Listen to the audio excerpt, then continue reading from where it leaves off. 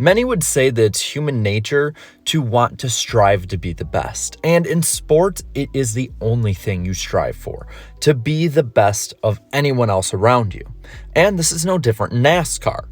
But I think NASCAR fans have a strange and kind of addictive attraction towards the unattainable. We always look at things that can never be done again. Speeds in qualifying that never will be reached again.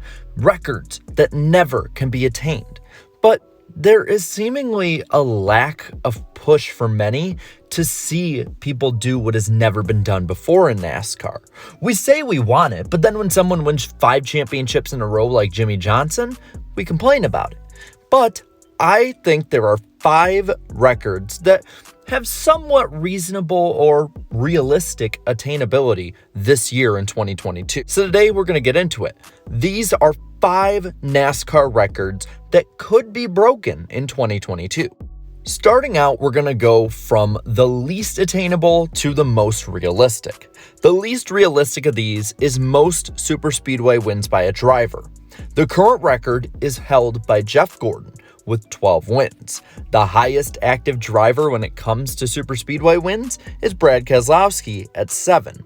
Now, you're probably going to be wondering, why would I say that? You have Daytona, Talladega, Daytona, Talladega. That's 4. He only can get up to 11, which is 1 below Gordon. Well, here's the kicker. The Atlanta Motor Speedway is getting reconfigured, and while it has not been announced yet as of recording this, it may be considered a superspeedway with the superspeedway package. So that would mean that the 2 Atlanta races would be added in, meaning that if Brad Keselowski had won the Daytona 500, the first Atlanta race, the first Talladega race, the second Atlanta race, the fall Daytona race, and then the fall Talladega race, he'd be sitting at 13 superspeedway wins ever. The thing about this one is that even if Atlanta is counted, superspeedway racing is such a crapshoot. No matter the car generation, no matter the package, that it's insanely difficult to win just 2 in a row. I mean, when's the last time you've seen somebody sweep the Talladega or Daytona races? You have to actually think back on that one. Now, let me ask you this. When's the last time a driver has won more than 3 times in a row at a superspeedway?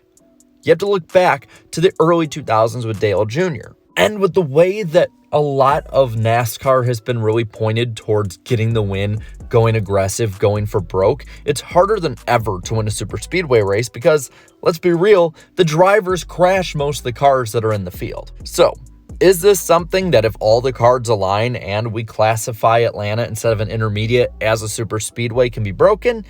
Yeah, it could be broken. Will it? I'm almost certain it won't. Now, the next one that's somewhat more realistic but still pretty unrealistic is that Hailie Deegan would be the first woman to win in NASCAR's top 3 divisions, this one being the Truck Series. She is re-signed with David Gilliland Racing to go full-time in the Truck Series in 2022 again, so she's gonna have more chances to win than any other woman that's gonna be in the top 3 series. But the thing is, her performance in 2021 was nothing short of disappointing, especially at tracks that you'd think she'd do well at, like dirt tracks. She got 1 top 10 on the year at Gateway, but a lot of that was due to attrition. Most of the season, she ran between the 11th and 18th positions, though. She wasn't terrible. She kept the truck on track for most of the races, but the thing is, she wasn't really improving to the point that you can say going into 2022, she is a contender to win week in and week out. Now, of course, you have the superspeedway races, so those are going to make a difference with the trucks, and you can always have the chance of winning. But if you're asking her to win at more of a talent-based track, not one that, yes, has some talent involved and some strategy involved, but has a lot of luck involved, I don't think that's a strong way to go about it. Now, she has shown brief instances of speed at the intermediate tracks especially. Kansas last year, remember, she was running solidly in the top 10 for most of the night before her weakness of restart ended up taking her out of that. If she can improve on what she had last year when it came to restarts and speed at a lot of intermediate tracks, she may be able to sneak one out. Now, the next one up I think is actually one that is a lot more realistic than people think. The record for the worst average finish for a Cup Series champion. The current record holder is Jimmie Johnson in 2016. With a 14th place average finish, he managed to have all the cards aligned for him to win his 7th championship. Before that, you have to really look back in NASCAR history to see a lot of who was worse than Johnson before that. So, initially, Herb Thomas held this record from 1951, where he got an 11.9 average finish on the season, all the way for 51 years until Tony Stewart had a worse average finish in 2002 of 12.6. That held for 12 years until Kevin Harvick in 2014 broke it with a 12.9 average, and then 2 years later, Johnson got it. Now, this shows that it has been over time kind of getting worse and worse, and this has to do a lot, I think, with the playoffs these last 2 times and the fact that competition has gotten fiercer, which means more guys will finish up front, which I think we've seen in the last couple years. Now, the big thing against this is the fact that aside from Chase Elliott's 2020 season, every year since they've changed the stage playoff format in 2017, the champion has had an average finish in the top 10, which should be expected. Chase Elliott being the outlier with an 11.7. But here's something that I want to have a little pushback with you on. That same 2020 season, the guy who scored the second most points in the playoffs of the playoff drivers was Alex Bowman, who ended the season with a 14.7 average finish. While he wouldn't have won had he made the Final Four, you never know how the cars would be set up, and he probably would have been up front and challenging for it at least. Now, you add in the fact that there's the next-gen car. There's probably going to be a lot of different mechanical failures, different drivers having different problems, and a lot of stuff that we're not going to see coming just because of how different this is for teams. So, somebody who starts off abysmally early in the year, the same way that Kevin Harvick did in 2014, may get hot late and win the championship. But because of their poor start, their average finish will be bogged down. While I don't think that this will probably happen because, to the playoff format's credit, the best 5 to 6 drivers generally make the Final Four now, it is something that is still well within the cards. On the more realistic side of records that may be broken this year, there's the record of most wins by a rookie in their rookie season. Now, the current record holders for this are a tie between Jimmie Johnson and Tony Stewart, who in their rookie years won 3 races. Well, now you have Austin Cindric, who's going to be a rookie this season. And while I don't expect for him to set the world on fire, I actually don't expect for him to even outperform Joey Logano or Ryan Blaney this year, I do think he's going to be a huge threat at the road courses every time they go to him. And there's a lot of road courses this year. When you look back to 2021, Austin Cindric ran extremely well at the road course races he ran at, but strategy problems or mechanical issues took him out.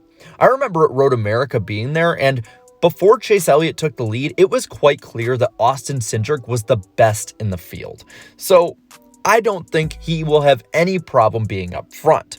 Winning is going to be difficult, but there's so many more road courses this year compared to the years past, aside from last year, of course, that Cindric's going to have a lot more shots at road course wins.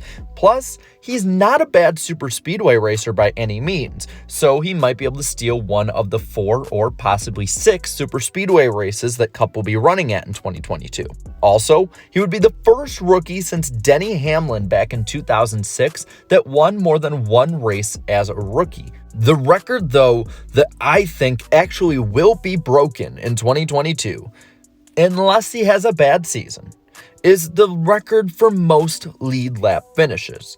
The record currently is held by Jeff Gordon with 588 career lead lap finishes. So, who would break it? Kevin Harvick. Kevin Harvick currently has 576 lead lap finishes, which means that just to tie Gordon, he would only need to finish on the lead lap 14 of the 36 races. Or to break the record, finish on the lead lap in 15 of the 36 races. Do I think he'll do it? Yes, I really do. I know that Kevin Harvick slumped in some people's eyes last year, but he's still incredibly consistent, and I think he'll actually have more top 5s than the lead lap finishes he needs. I think he'll have 15 or more top 5s next year. So while he may be quote-unquote slumping, I think he'll be just fine for this one. And I don't think he'll just be just fine. I think he will flat out shatter this record depending on how long he stays in the sport. And that's it. Those are 5 records in NASCAR that could be broken in 2022. Now I want to pass this one to you. Which records do you think will be broken? And also, if I didn't see any or I missed any, let me know which ones that I could have put on this list. What records could be broken this year that we didn't talk about? Let me know down in the comments below. While you're at it, leave a like on this video, share this video, and subscribe to my channel for more great NASCAR content. To all my channel members, thank you so much for your support. You guys are awesome. So until next time, have a good one.